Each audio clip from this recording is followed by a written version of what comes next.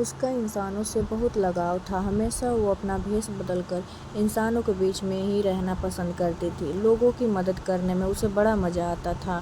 وہ اپنا سارا وقت لوگوں کی خدمت کرنے میں ہی نکالتی تھی۔ ایک دن کہیں سے ایک بنجاروں کا گروہ ایک میدان میں آ کر رکا ہوا تھا۔ اس گروہ کا جو سردار تھا وہ ایک نجومی تھا۔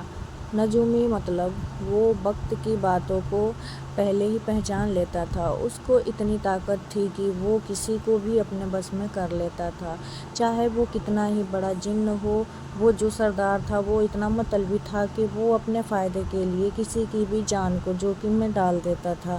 ایک دن ڈاکوؤں کا گروپ ان کے بارے میں پتہ لگ گیا تھا تو وہ ان پر آکرمن کے ارادے سے چل دیا۔ اس تانترک سردار کو کسی طرح پتہ لگ گیا کہ ڈاکو ان پر حملہ کرنے آ رہے ہیں، تو اس نے دماغ لگایا کہ اگر میں ان قبیلے والوں کے ساتھ رہوں گا تو مارا جاؤں گا، اس سے اچھا تو میں کہیں بھاگ جاتا ہوں۔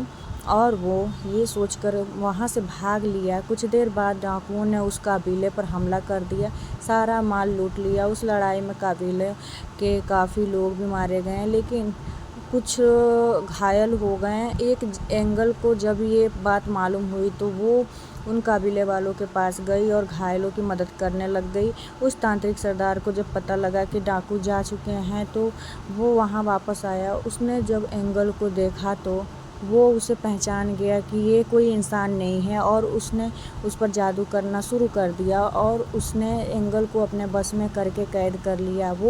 اب اسے اپنے گروہ سے کوئی مطلب نہیں، اب تو وہ اسے لے کر چل دیا اور اسے ایک جنگل میں جا کر باندھ دیا اور اس کی شکتیوں کو نشٹ کرنے لگ گیا۔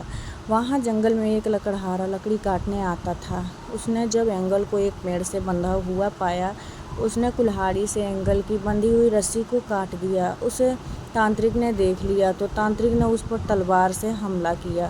اس سے لکڑہارا گھائل ہو گیا لیکن اپنا بچاؤ کرتے ہوئے وہ اینگل کو لے کر بھاگ گیا اور تانترک انہیں ڈھونڈتا رہ گیا۔ اینگل کو اب لکڑی کاٹنے والا پسند آ گیا کیونکہ وہ سندر تھا، لیکن لکڑی کاٹنے والا ڈرپوک تھا۔